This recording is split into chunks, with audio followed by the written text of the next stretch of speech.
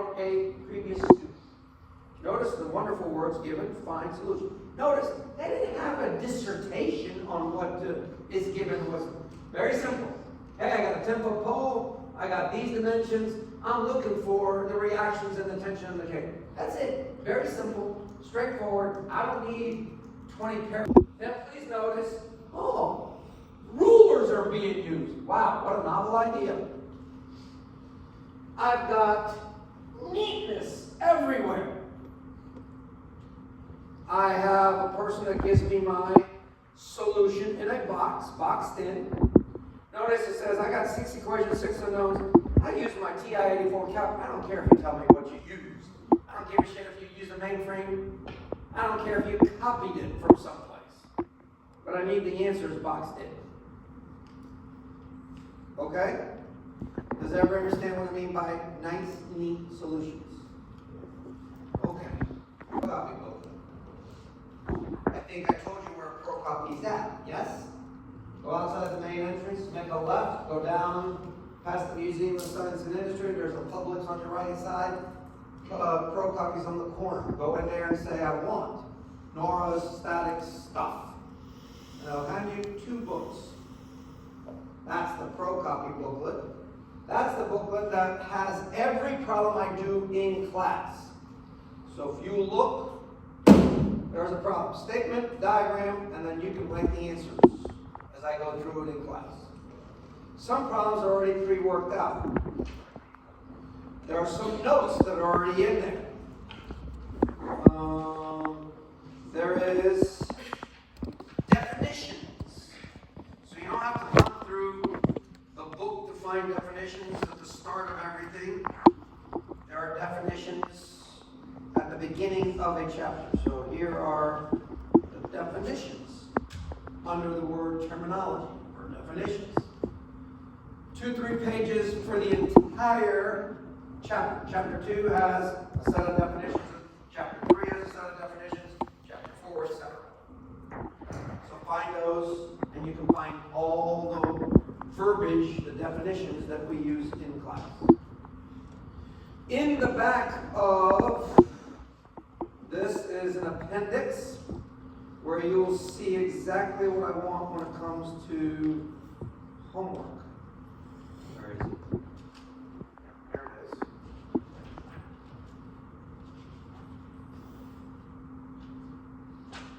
Page 221 tells you exactly what I want for homework. Notice you can use any paper as long as it's good quality. I don't want it. You can use the white paper, a regular lined white paper. You can use engineering paper. You can do whatever you want. As long as it's done neatly, as long as the paper looks professionally, I'm okay with it. Notice I want straight edges, rulers, French curves, templates to draw circles. I don't want a freehand circle that looks ugly. Okay? 1 problem per page, even if the one problem is 2 lines. New page. I don't want you to continue. I want a new page. Once you have all the pages together, I want it stapled. I don't want the old, let me rip it, fold it, link it method. True story. Spring, I had one student. I collected a homework. I collected them, I'm looking at them, and what the hell is this? I had a student put a Band-Aid on the damn homework that he sent me. I looked and I said, who the fuck sent this to me? He kind of raised his hands and then he said, I didn't have a stapler. Like, seriously? A Band-Aid? He goes, it's a clean one. Well, thank God it's a clean one, for crying out loud. I would hate to have your blood. I don't want Band-Aids. I don't want paper clips. Because paper clips will fall off. You know why? Because I take these, once you give them to me, there's 168 of you. I take them and I dump them on the floor until the TA comes and grabs them to grade. Well, in that dumping, one paper would fly out, maybe. When it's stapled, they don't fly out. What? Is it possible to do it digitally or you won't want digitally, I don't care, but you got to print it on paper. I don't want you to send it to me via email.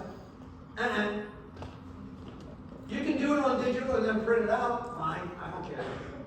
That's fine. Is that what you want to do? I'm fine with that. Does everybody understand what I want with homework that you turn into? Only homework that you turn into. Do you want to be sloppy otherwise? I don't care. Well, homework you turn into better be nice and neat. And the reason I've done this is because it's very simple. In the past, I used to get crap like this. Now, how the hell do you want me to grade this shit? Once I started implementing my, hey, you better be nice and neat. Same problem. This is what I got now. Oh, I can read that. Now, you decide.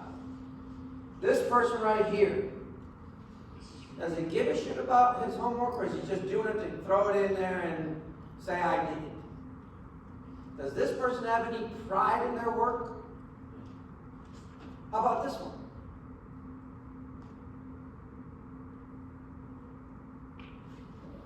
That's unacceptable. This is fine. Let me tell you what. I'll hire this one before I hire this one. This one basically says, I just want to do it, get the points and move on. I'm going to go drink some beer. This one is not what I want from you. And you sit there and you say, well, you know, why? Why are you being so stringent and so? Because I want you to start being professional. I want you to be professional. The other thing I want you to do is never, ever accept a computer printout as gospel. This is from one of my former students. It is level 2 of a hospital, which is in Nokomis, Florida. Go down 75 past Venice. You'll see an exit, I think, on your right-hand side. You'll see the hospital there. So he comes in and he prints out what's known as shear, bending moment diagram, slope, and deflection curves, which, by the way, you are going to learn in this class. At the end of the semester, in April, we're going to be doing these. Okay? So, and please notice, weights aren't 200 and 500, 497. 204. Numbers aren't the 30-degree angles. Sometimes it's 22.97. Sometimes you get numbers like this. Okay? But the one thing that he did, so it's a computer printout. Notice what he did at the end. What did he do? He said, yeah, I got a printout. But you know what? Nora told me I better not accept any computer printout as gospel until I fucking check it. What does he do? He checks it. Let me ask this question. He's out in the field. Does that look like slop to you? Does that look like he is? No. Anybody can read it. His boss could read it. That is not slop. That is a person that's out in the field, in a trailer. Two things I want you to take from this. One, never accept a computer printout as gospel. Check it always. Because all it takes is one intern to throw in or forget a negative sign or misplace a decimal point, and the whole thing is wrong. Wrong. Second, always check it. And don't be sloppy. Don't be sloppy. This is not slop. This looks like first and foremost, I got to this student. He learned something. Even if he didn't learn anything, he learned to be neat, if nothing else. He learned to check the solutions. I accomplished at least 2 goals. Of course, he did learn statics. And more than statics, there's more to statics than that. All right, let's move on. Course grade. There are 3 closed book tests. 3 tests. You saw the dates of those tests in the long syllabus. Now, to that end, I put together what's known as a testing manual. What the hell is in this testing manual? 7. Now 1, not 2, not 3, 7 old tests. 7 test number 1s, 7 test number 2s, 7 test number 3s, with solutions. So I love it when students say, "Oh, no, I'm going to fail you." Really? You tell me what professor on this campus gives you 7 sample tests with solutions, no less. Yeah, they might give you 1, they might give you 2. They ain't giving you 7. What? I know, I realized that once I started hearing the clanking clank. So, 7. You got 7. You can't sit there and literally look at me and say, "You're out to fail me." I'm not. You know why? Because you do a good job of failing yourself. I don't need to put extra effort into failing. Okay? Now, I would not look at these sample tests until I tell you to look at it. Alright? The worst thing you can do is just do the 7 tests and say, "I'm ready for the test." Nope, you're not ready. You look at those when we get close to the first test. Don't even open that book until then. Now, what are you going to see? You're going to see 3 problems.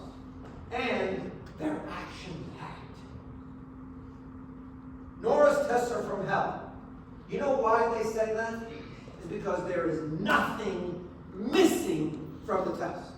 So if I said it in class, I guarantee you it's on the test. If we did a problem in class, I guarantee you it's going to find a way to get into the test. So if you sit there and go, "Oh, I didn't really learn, I'm not confident with this, hope it's not on the test," that's a bad hope. This is why they tell you Nora's tests are from hell, because there's nothing missing from the test. And how do I make up a test? Well, I grab from chapter 2, section 9. I grab from chapter 3, section 2. I grab from chapter 4, section 5. I grab from chapter 4, section 3. Put it into one problem and throw it at you. So why am I doing this? I need you to recognize the concepts. I need you to recognize the concepts. That's why I do it. And you know what? When you're outside in the real world, nobody's going to say, "Hey, chapter 4, section 2 is how you solve this problem." No, you got to recognize it. You got to recognize it. So that's why I do it. Now, because I do that, oh, and by the way, in here you'll also find solutions, not just solutions, but you'll find quizzes. Remember I told you there's lots of quizzes? Every week you're going to get a quiz from me. Just so you know. Every Friday in SOX. Yeah. What are quizzes like? Well, in here you'll see sample quizzes. I ain't hiding anything from you. So here's, for example, a quiz. Sometimes there's multiple choice. Sometimes true, false, multiple choice. There's always usually some sort of problem. So here's true, false. Now there's a problem. Here's just a problem. Here's some true, false, and a problem to do. So you can expect on a quiz, true, false, multiple choice, fill in the blank, matching, whatever. Hell, last semester I did a puzzle. It varies. And I make up quizzes every single semester. I don't go into my file of 30 years of banks of quizzes and take one out. I don't even look at them. I create them from scratch every single semester. I create tests from scratch every single semester. I already have the first 4 quizzes already made for this semester. They're done.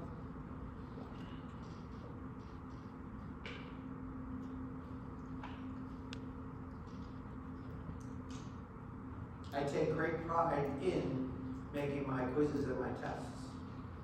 They're never the same. Yeah, the content's the same. You'll see when you look at the testing menu, you'll see the kind of the same variation throughout. But the problem itself is different. And you're going to look at me and you say, these problems are from hell. I'll give you a sample of question number 2. Question number 2 is always, oh my God, what the fuck is that? Here you go. Sample question 2. What? Holy shit, there's a lot going on. You're right, there is. Complicated. I can't do that. Hell, if you say that, you're done. See you in the summer. Now, I will go over, piecewise, how to deal with pulleys. We'll go over in the pro copy.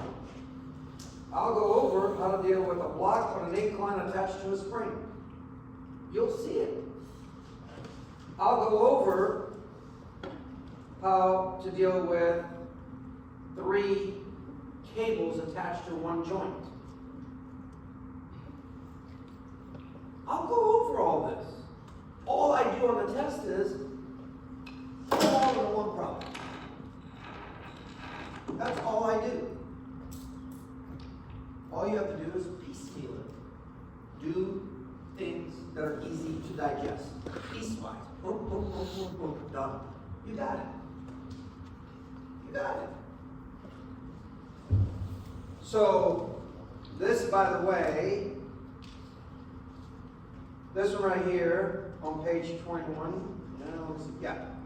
This was summer of 2025, so it's brand new.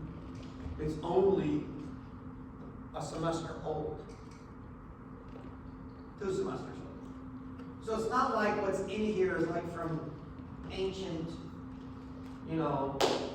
Egypt or something. No, these are relatively new tests. They're not really old, just so you know. Okay? Any questions on the testing menu? They're there. You can see I have solutions. There's the solution. This was summer of 25. Told you the last test was summer. So it's not old stuff. Okay? All right. Notice at the end of the semester 2 of, before we move on. You miss a test. I do not give you a makeup. I don't have time for makeup. I have 462 students. I am also the advisor in the civil department. I don't have time to give you a makeup. And I'm sure damn well not going to give you the same one I gave the class that you happen to miss. I don't care what reason. You're not going to get another test. You will, however, take a final exam at the end of this comprehensive. Do you really want that?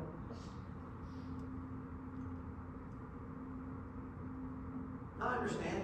There are times where you were just sick and you were at the hospital or there was a death in it. I get it. But I'm not making up a new test. I'm not going to give you, you're going to take a final at the end of the semester. So during that test-free week, you can come in and take a final. During final exam week, you can come in and take a final. Okay? I encourage you not to miss. But if you have to, know what the consequence is. Final exam, comprehensive at the end of the semester. Okay? Next, you'll see I give The weekly quiz at the end of the semester, 2 of the lowest quiz homework grades will be dropped. Automatic. I didn't study for the exam, I got a 30. Okay. I didn't study for the quiz, I got a 30. You might have been sick. You might have had 2 exams that week and didn't have time to study. That's fine. You get 2 passes. Use them wisely. I get it. Life gets in the way sometimes. Okay. You get 2 freebies. Use them wisely. Okay? Notice, quizzes, homeworks, and tests, they're all worth the same. So taking the quizzes every Friday lightly is going to cost you a test grade. Now, in order to help you boost that quiz average, I'm giving you mastering as homework.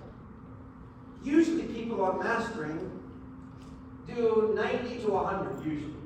So now you get 7 mastering and 7 or 8 or 9 quiz grades, but now your quiz grades might average to 50, but your mastering averages out to 90, 95. Well, that's going to definitely affect that 50 average for quizzes and make it much better. So, that is why you're doing mastering. I'm basically buffering your quizzes with the mastering, hoping that your mastering is 90 and above to balance out your 50s and 60s and 40s on quizzes. And not everybody's going to get 40s, 50s, and 60s. Some get 90s and 100s. That's fine. You still get that nice buffer from the mastering homework. Please notice, scale is very, very lenient. The reason it's lenient is because my test questions are not standard. They're not standard. If I gave you problems out of the book, then I'd have, a standard grading scale, 90 to 100s and that. But my tests are not standard. Therefore, I should not expect you to follow a standard grading scale. And you can see it doesn't. How many mechanicals? You need a C+. C+ starts at 70. So if you want a C+, 70 to 74 gets you a C+. Now, at the end of the semester, please don't write me an email. Hey, I'm 0.2 away. Can you give me the C+? I don't give. You earn.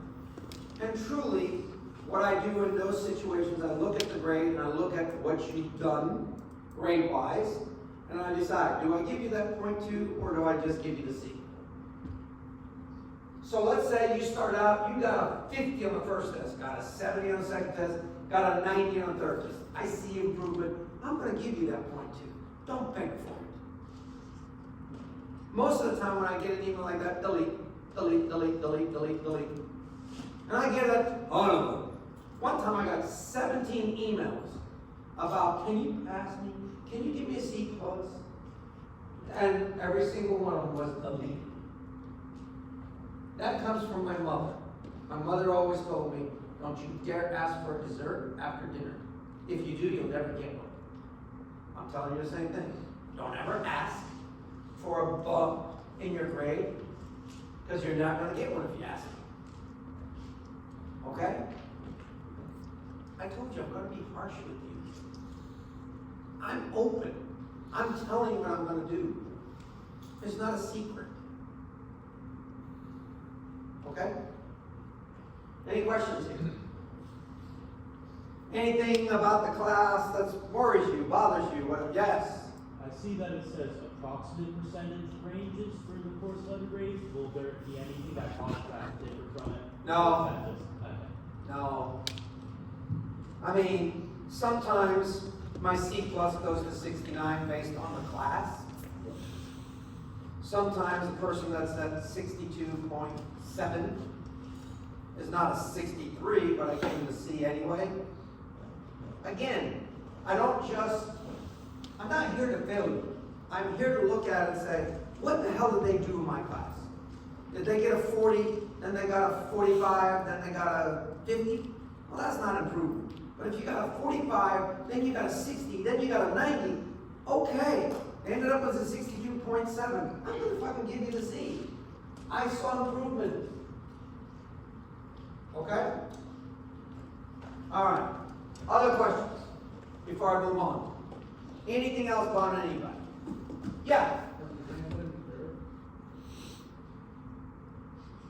Potentially, yes. They can be curved. But I don't usually curve anything greater than 10. So if let's say the average needed to be curved 18 points, I'm never going to give you 18 points.